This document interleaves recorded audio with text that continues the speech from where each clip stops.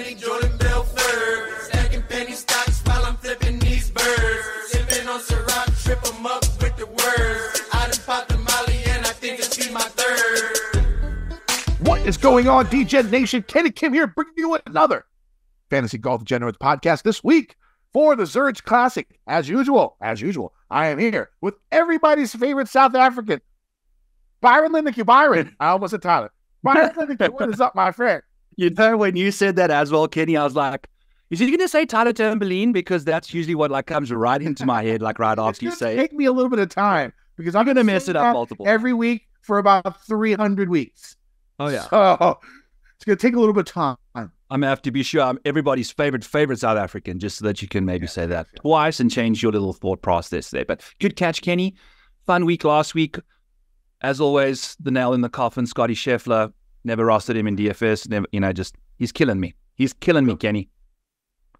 Before I move on, the show is brought to you by Underdog Fantasy. Use promo code Mayo. Save yourself, get yourself $100 deposit bonus when you sign up for Underdog. Make sure to use code Mayo. Always fun stuff. Let's talk about Underdog.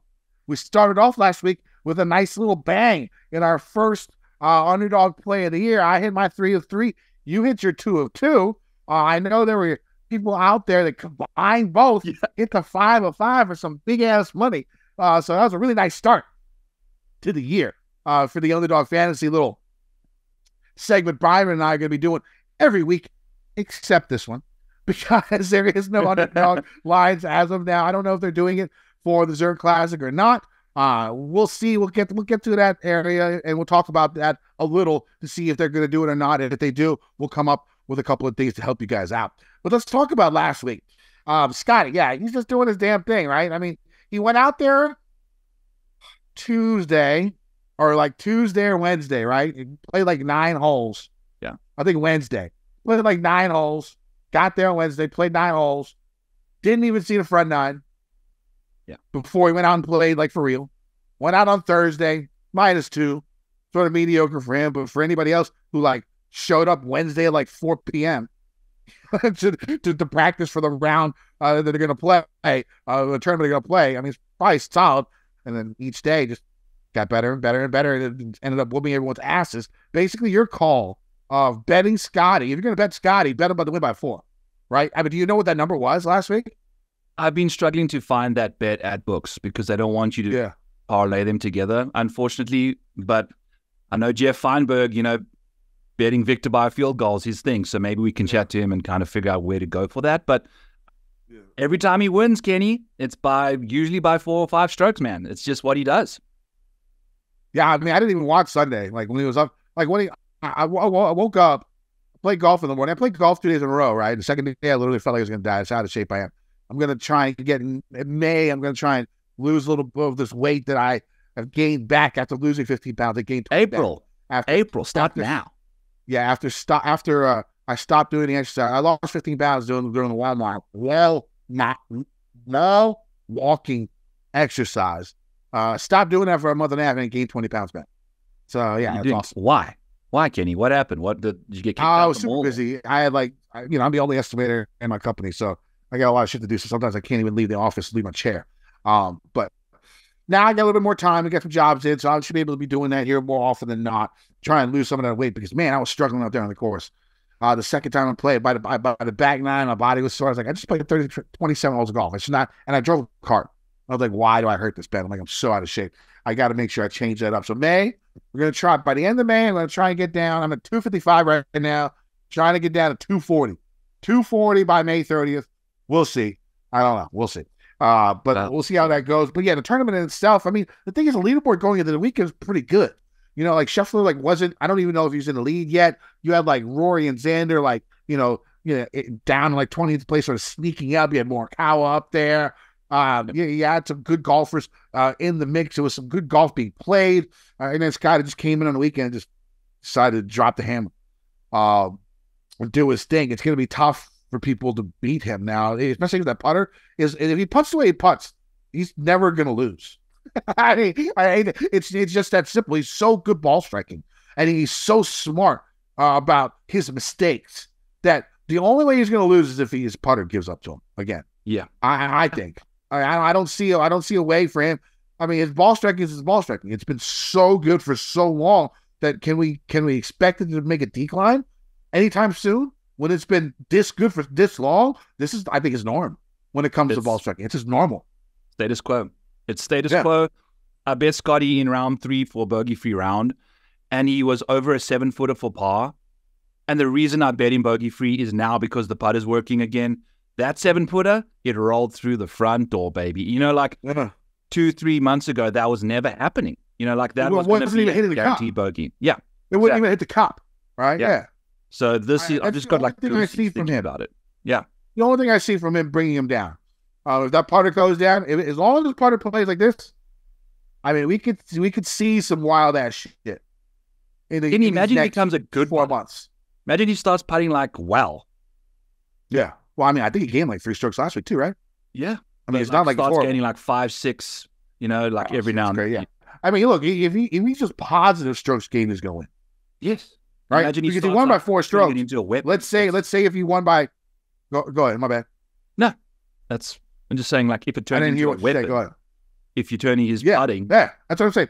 He won by 4 strokes, right? And I think he gained like 3 strokes putting. So if he gained 0 strokes putting, he still would have won. Yeah. Still would have won. So I mean, I really don't know what to say about all that. Other than that, I really didn't watch too much of the event once the weekend got going, especially on Sunday because of Scotty and me being in pain and the Caps sucking ass on Wednesday. But at least we made the playoffs. We made the playoffs. Fuck the Penguins. Fuck the Detroit Red Wings. So we made the playoffs. But anything else capture your eye for last week before we move on? Just the fact that the Winnipeg Jets have got 2 more playoff wins than the New York Jets since I've been a New York Jets fan. So lots of fun stuff going on there in the hockey front. I think I saw that as I didn't even know Winnipeg had a team still. Why did I think they didn't have a team? I saw Jets for NHL and I just threw Winnipeg in front of it. I'm not even entirely sure. I'm sure it is. The funny thing is I watch the Caps all the time. I have no idea about any other team in the NHL. Like no clue. So, once the Caps are out of the playoffs, I just don't even watch. I wouldn't even be able to tell you who wins the Stanley Cup this year. That's how much I care about the rest of the league. But let's move on. No underdog segment today. But here's the thing I will say. Of course, if they do bring something up, right? What is it, like 5:30 right now on Monday? They don't have anything up for the Zurich Classic. If they end up putting something there, I mean, I would think that you would go ahead and focus more on best ball days over higher birdies, lower bogeys. Alt shot days, lower birdies, higher bogeys. I mean, it's simple, but I mean that's usually the way it goes in those type of events. We'll see what the lower higher number is if they do something for the Zurich. But I mean, if it's like 7 birdies or less, I mean you're going more for every best ball thing that you want, right? Let's touch base on what you're talking about with best ball and alternate shot, Kenny. Because I'm assuming people that listen to this know, but do you have an easy way to describe how the two differ? Oh, you want me to do it? Well, best ball is going to be a teammate, the 2 teammates to go out there and play their own ball. Best score wins of the 2 for each hole. Okay. Alt shot is your golfer hits one off the tee. The teammate hits the next shot. The other one hits the next shot, and you rotate it like that. But every tee box is rotated as well. So if Cantley tees off 1, Xander's going to tee off 2. Cantley is going to tee off 3, no matter how the hole ends. You know what I'm saying? So they're always going to rotate. And that's a big thing when you're looking at DFS this week too, because if you got like shitty putters and stuff like that, you could calculate like when the guy should putt and when the guy shouldn't putt. Like all the par 3s are odd holes, right? So you would want probably your best putter to be the second guy on the par 3s, right? So you have your best putter play the odd number holes, have your best iron player or best driver of the ball play the even number. Putt on the even number. That's what I would think. I don't know. There's different strategies. Like I said, this is the first time I've played this event, either DFS or gambling, since like 2019. So like I have no clue, really. I mean, we usually skip this week, right? But Byron had some tidbits, and we wanted to get Byron out here some more on the show, so we're going to do a little episode. Do you have any tidbits going into this week? Oh, yes. So what? Patrick Cantley and Xander Schauffele last year in the alternate shot outscored themselves in the best ball format. Right? Really? Like, that's just, yes, they scored more birdies and better score last year in the alternate shots than they did best That's ball. super rare. Has to be super rare, right? Super rare. Yeah, But okay. their combination of game, Patrick Cantley's driving and Xander's long iron play at this golf course, it makes for a Frankenstein of a pairing because they elite off the tee is Cantley, elite on the long irons is Xander. Then once you get close to the green, they're both incredible, right? So this is the problem with them. And I'm not surprised that they did it because that's the combo of the guys that would be able to do that. You know, I think where we're going to struggle and where the variability comes in is with like a Dylan Wu and Justin Lower. Who the hell even really knows what those two guys can do? But they could easily, on any given day, make more birdies than Patrick Cantley and Xander Schauffele in the best ball, right? Because you can literally only make, call it 18 birdies and still shoot 18 under par. But in best ball, your team can also make 18 birdies and only shoot 9 under par.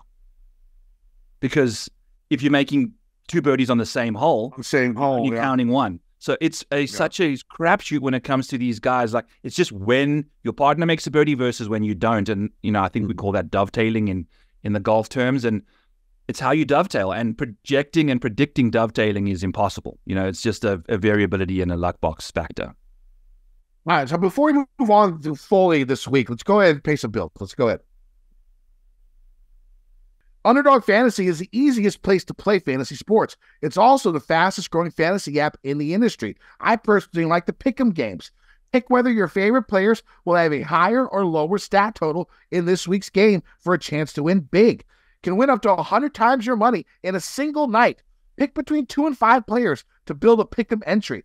Can also make rivals picks, which pits 2 players against each other.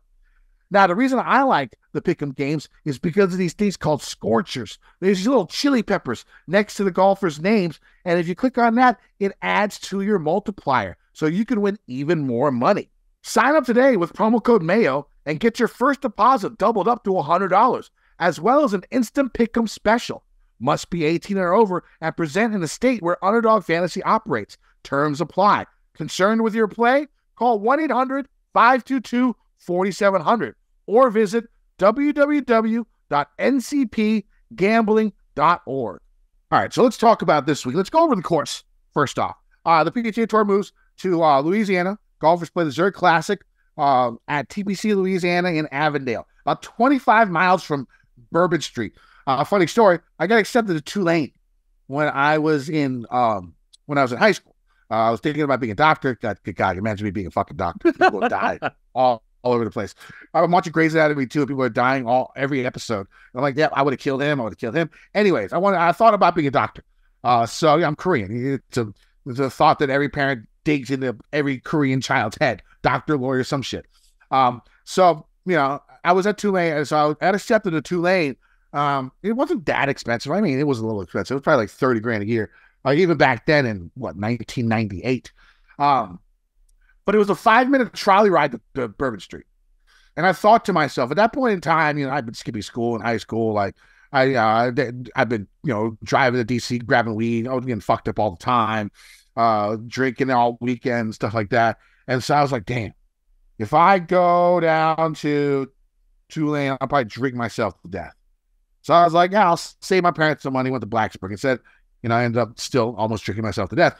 But, you know, I guess it was maybe cheaper. I don't know.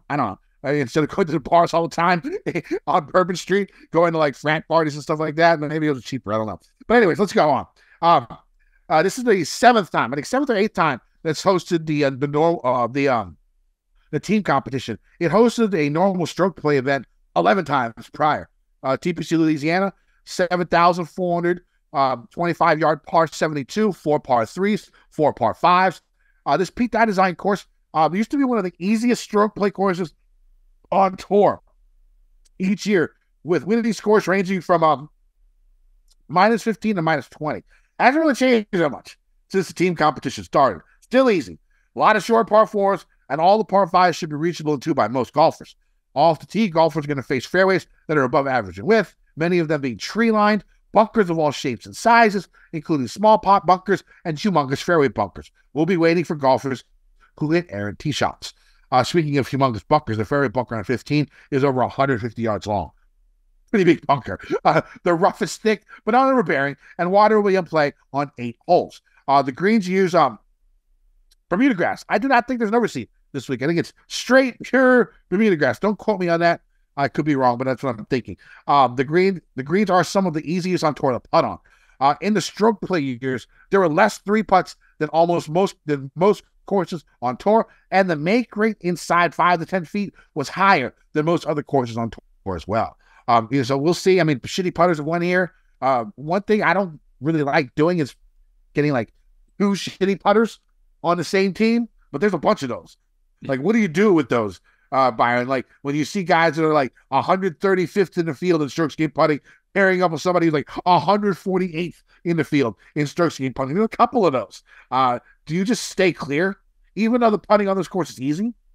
I have no idea, Kenny. It's all price dependent, I would imagine. We can kind of check and see which guys you're kind of speaking about exactly, what the rest of their game does. If they're like top 10 both in tee to green play, yeah, why not? Why not? One of them is going to have a good putting week, hopefully, and you can expect the ball striking to continue. So I think it's all like relevant to the rest of their games and just vibes. I feel like this week more so than ever, you got to throw a bit more maniac in the mix versus the model, man, because it's these team events.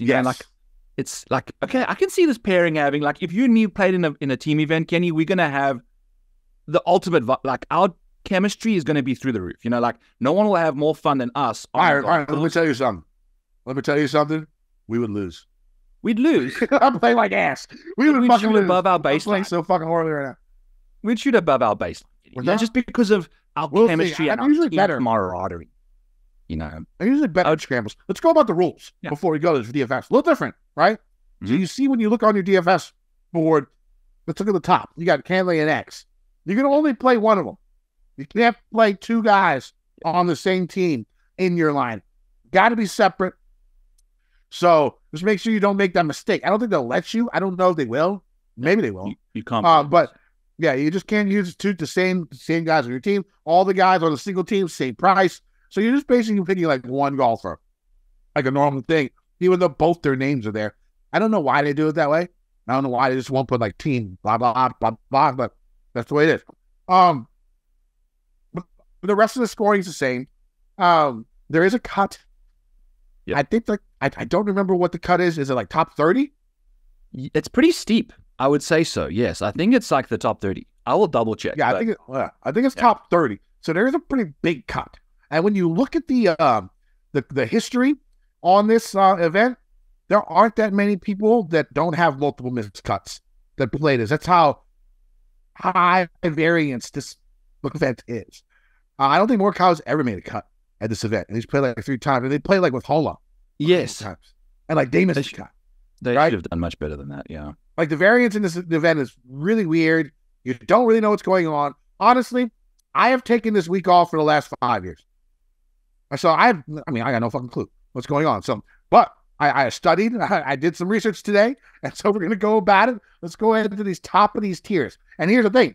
A lot of shows are taking this week off. So this might be the only show you get to listen to. So hopefully we can help you out. And I'm going to try. We'll start off in this 10K and up range. My cash game cornerstone, number 1, Cantley X. I mean, it's like you said, it's simple.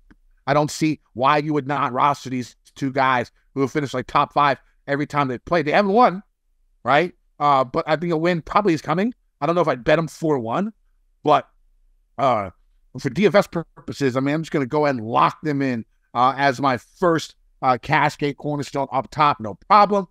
The team that I sort of like in here, the Theegala Zalatoris, right? I mean, you got like one of the worst putters and one of the best putters, right? You got like 2 guys whose ball striking both very, very good.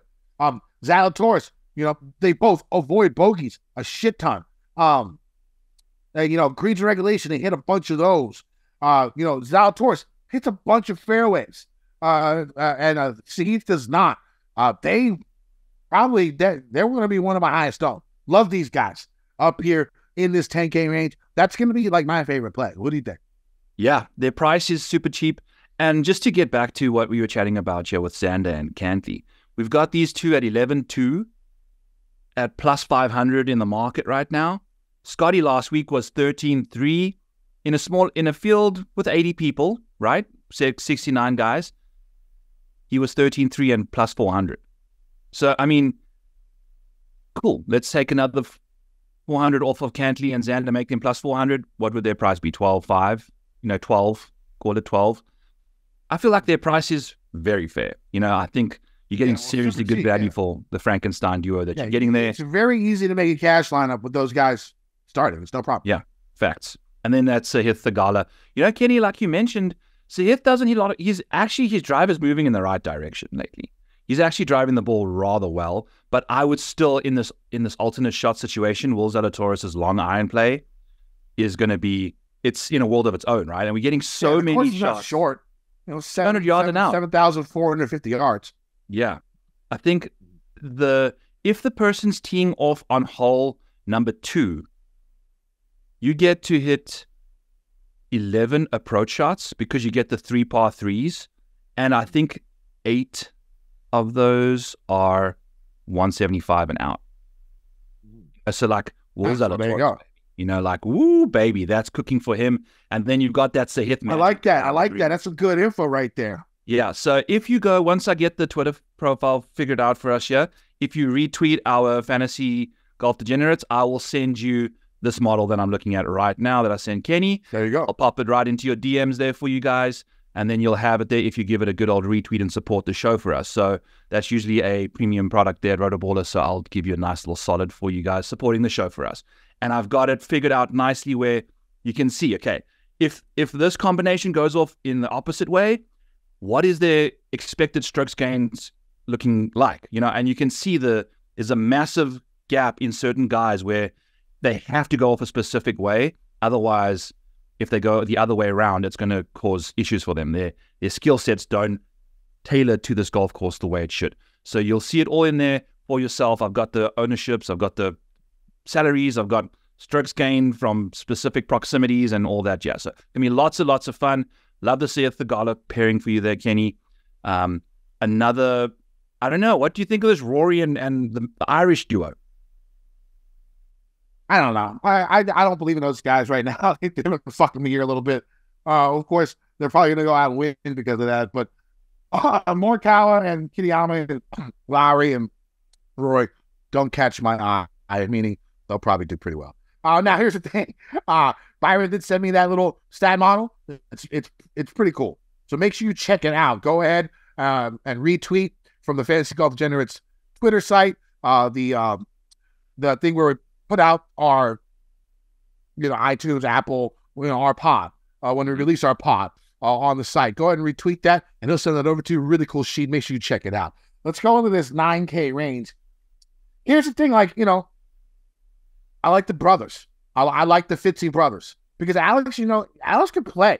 It's not like he's a fucking scrub, right? He won on the Challenge Tour, over on in the European Tour, and he's been in some European Tour events. The guy's not like a horrible player, and his brother wants his ass to be on tour, right? So this is a thing where they finished top 20 last year in their first time together, and I think Alex wasn't as good as he is now. He's been getting a lot more experience, especially tournament play and big-time tournament play across the pond. So that experience, I think, will help him. Matt is out here doing his thing.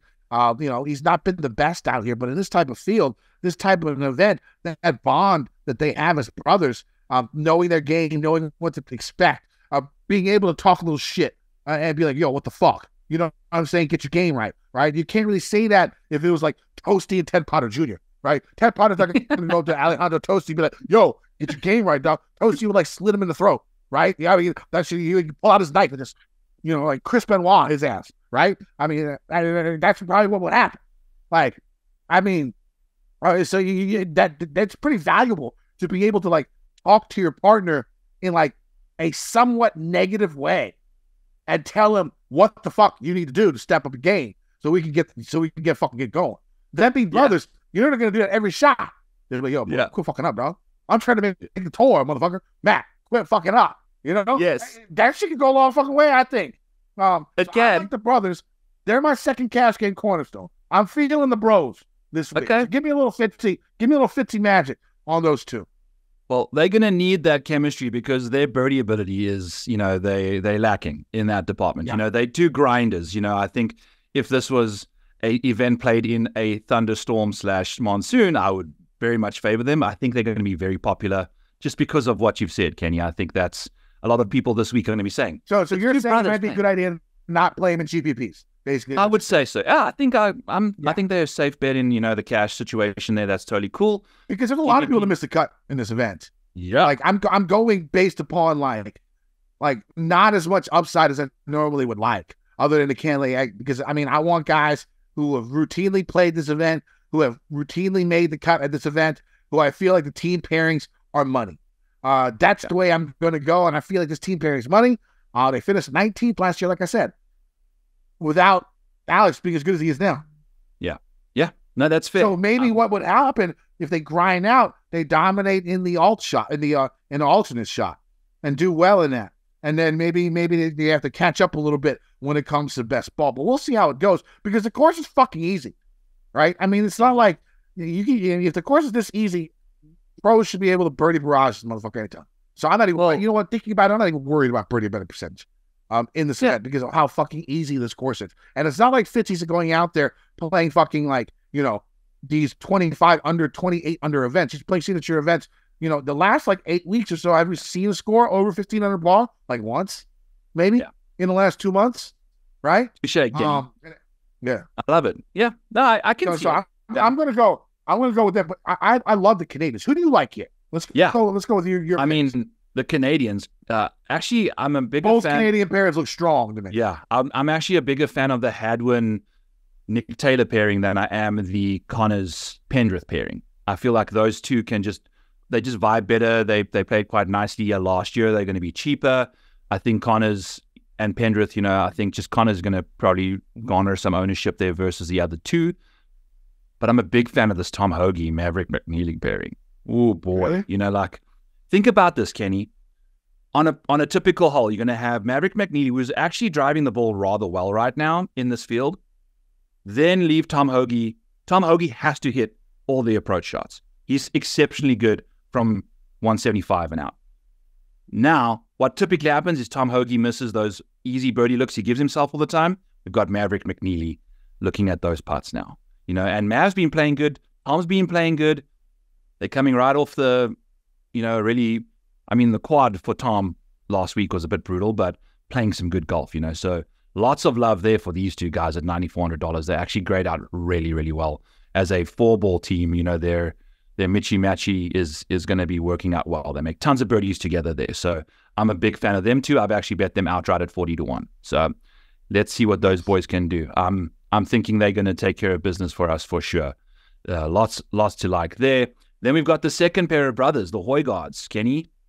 I think the brothers are just generally going to grab a bunch of ownership because people want to play brothers. It's just, this is all narrative driven this week. There's not a lot of statistical stuff you can kind of associate with it all. So trying to figure out a way, okay, if I was playing with my brother, I'd probably play better, but would you, I don't know. We'll have to wait and see. A lot of these guys have played golf together growing up anyway throughout the years. They'd like doing it just fine. So what is your take on the Højgaards? Yeah, Nicholas is great. Rasmus, I really haven't seen much of, so I don't really know much of his game. Yeah. So I'm not 100% sure about that. I've actually seen Alex Fitzpatrick play more than him. Fitzy had that run in the U.S. Open last year, or was it some tournament last year? The Open. The Open, yeah. And so I've seen a lot more of him. I haven't really seen Rasmus so much, but I like the two Canadians so much better that, I'll probably stay away from the Højgaard. Let's go into this 8K range.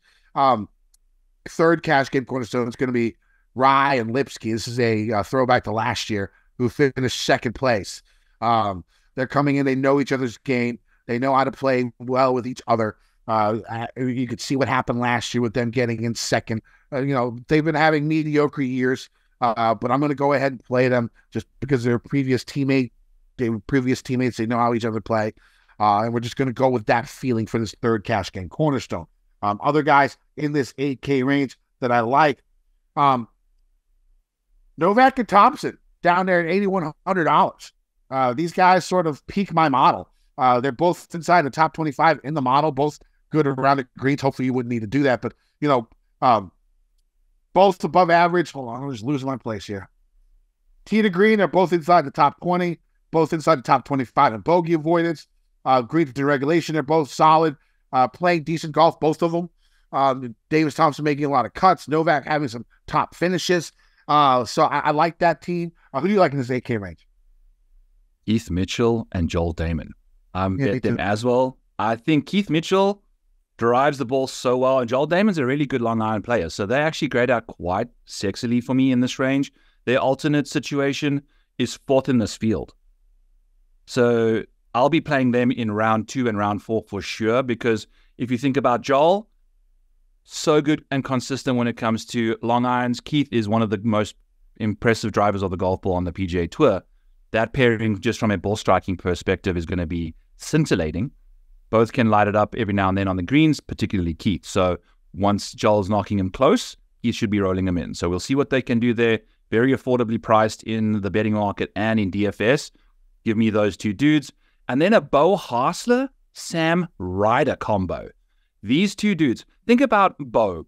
This dude has just never won a PGA Tour event. Every time he gets anywhere remotely close to sniffing victory, she pulls up her pants and walks out the room. Like there's just not a chance for him to ever get to the dance. And I think this is the one opportunity when the ushers aren't paying attention, when the studs are busy making out with the hottest chicks at a different school. We've got all sorts of random distractions. This is the week for Bo and Sam Ryder to pull it through out the fire. Let's see what they can do.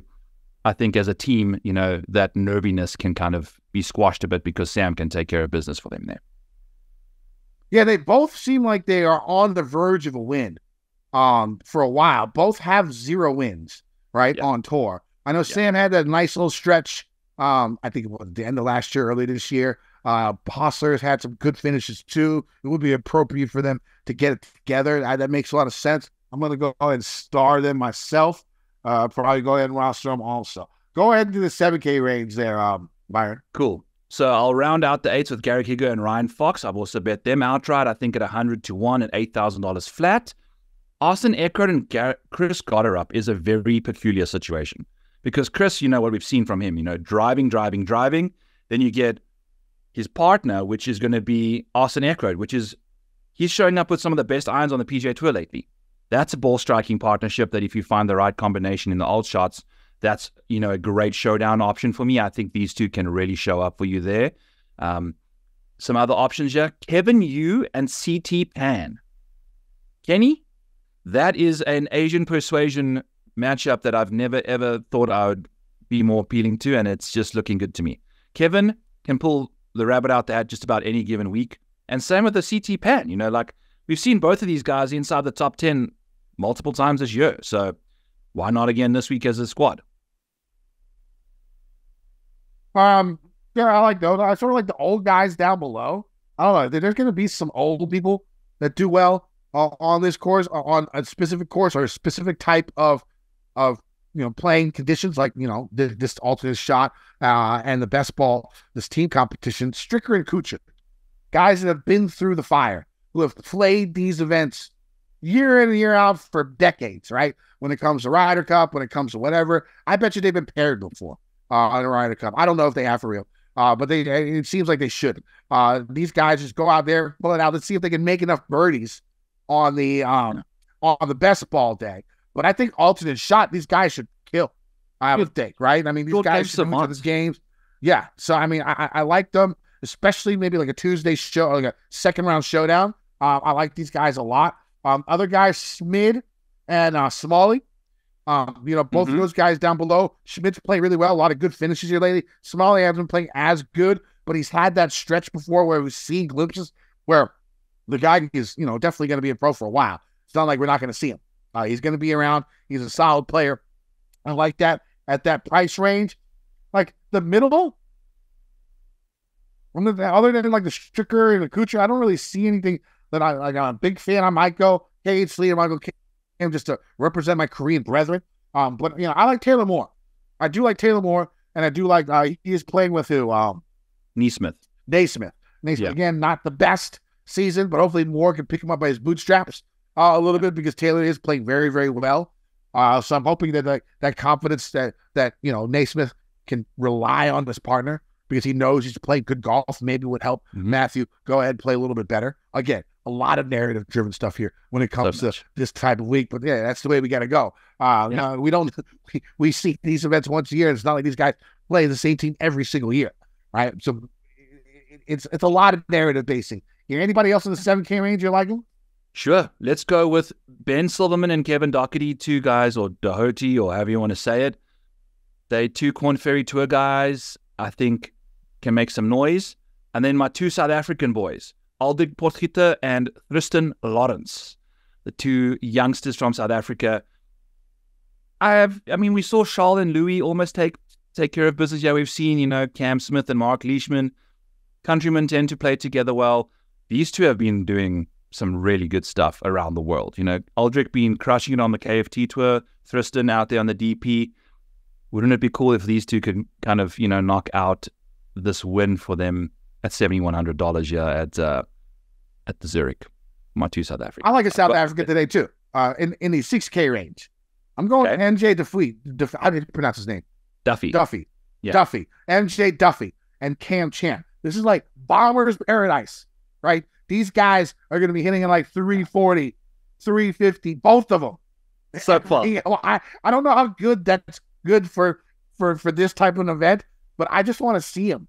Like, I want to see him in contention. I want to see these guys going out there best ball on Saturday in the final pairing, hitting like 400-yard bombs while Kuchar, they're playing with like Kuchar and Stricker, right? In that final group. Because you never know. This is an event where you never know what type of golf style will work. Like, I want to see something like that. It's a battle between like the Bombers and the old heads. Or something like that at some point in time. Make that a foursome. I will rock these guys at 6,600, 6,800, whatever. I got no problem using these guys down here. My last cash game cornerstone is going to be a pairing that plays this event basically every year. 5 top 25s in the last 7 appearances at this event. I know both of them aren't playing the greatest, but we're going to go with our final cash game cornerstone, Charlie Hoffman and Nick Watney. Like I said, $6,200. All these guys do is they come here, they play together every single year. I think they play together 7, 8 times, maybe even more at this event. They know their games. Charlie has played decent this year. Nick hasn't been playing great for years. But, last year they finished, top 20. The year before, they missed a couple. The year before that, they finished top 20 again. They have, again, like I said, 5 top 20s in the last 7 appearances at this event. Let me go ahead with the course history narrative and use it because I need someone cheap down here to be able to get the Fitzies and the Cantlay Xander. So my cash game cornerstones for this week are going to be X Cantlay at $11,200, the Fitz brothers at $9,700, Ryan Lipsky $8,400, and Charlie Hoffman and Nick Watney at $6,200. So those are the two teams that I like the best in that range, in that 6K range. Show me some other 6K guys that you're going to play, and why is one of them going to be ADC? Because I think I want to play him. Yeah, ADC, Jimmy Stanger, another 2 bunch of Corn Ferry Tour guys that have just absolutely crushed over the last little while. I know ADC is not playing the best golf in the world, but Jimmy Stanger can hit it like it's basically the same thing as this Cam Champ. He won like 3, 4. How many Corn Ferry events did he win last year? Didn't he win a bunch? Yeah, he's been playing amazing. I have no idea what's happened to my camera. It just kind of went dark on me and my face has gone white as fuck. But hey, maybe this is what we're looking for. Yeah, is Jimmy Stanger just hitting nukes and whiting my face out so you can't even see my eyeballs? But you look very luminous. I know. I feel like you can see the back of my skull. Go out and get some fucking sun. You and Cambo both. You need to go out of the house. Get some fucking sun. Right? I'm waiting, Kenny. I'm in Iowa. Okay, we don't see the sun like hardly ever over here. But before my face burns off, how did you move to Iowa? Like what? What? You said you've been in South America for 9 years, right? So you originally from South 12 years. So you got to the United States like around college time, like 20s. What was like? I'm going to move to America and I'm going to move to fucking Iowa. I know. So I'm a youngster, 19 years old in South Africa. You know what? I'm decent at golf. Let's see if I can get a golf scholarship. I'm going to try and make it over to America. Let's see. We send it out there. I get 4 responses back that say, okay, these are your 4 options. The best one was William Penn University in Oskaloosa, Iowa. 2 years later, my sister comes across. She had over 100 offers. Like, it's just a weird thing how you got to make connections. Well, female golf is different. Yeah. Like, if you could shoot like under 80, they're going to take you, right? In female golf, right? Yeah. In college. Well, nowadays it's getting more competitive. They really started. Because, you see what they're doing. Fucking Nelly Korda. Good God. We didn't even talk about that in the beginning. Like, Scheffler's not even the best player in the world right now. No. He hasn't won 5 in a row like she has. Yeah, Scheffler's not even the best player. Like, in the last 10 combined events, one person has beaten them. Steven Yeager. one person has beaten these guys in the last 10 events. How fucking sick is that? And it's because I used to watch her father all the time. I was a big tennis nut when I was growing up. I played tennis well. I went states. I played across the country, whatever. My fat ass played tennis. It's true. I was a tennis pro at a country club for 3 years. Great job. When you're like 19 years old and you're in shape and thick and you got all these like 40-year-old rich bitches that want to get like private lessons from you, it worked well. It was a good ass job. Also, my boss was a big drug dealer. So back then, so it was great. I was 20 years old. It was perfect. Everything you could wish for. Everything I needed back then was in those tennis courts. Every summer I'd come back from college and I'd work over at Cardinal Hill Swim and Racket Club over in Tyson's Corner, Virginia. But that was a fun ass job. All right, do we have anybody else in the 6K range? JJ Spawn. You didn't tell me. You didn't tell me. So that's the reason you stayed in Iowa, because you were golf. So you play golf. I went there for 4 years in college. Met my wife there. I applied for jobs after my 4 years of studying. Nobody wanted me to work there, so I reached out to my golf coach. I said, I need to work as a grad assistant. Like, I need to stay here for another 2 years. So I spent another 2 years doing my master's in business leadership, kind of being the assistant golf coach on the golf team there. What the fuck are you doing on this show? Well, dude, I've got 3.5 degrees. 3.5 degrees, but it was all just to stay in the country. And then the 2 years went by. But when you got married, you were good. You married an American, hopefully, right? Yes, but only after I got a job. So I was good to go prior to that anyway. So it was all good. So ICE wasn't coming over to kick you out? No.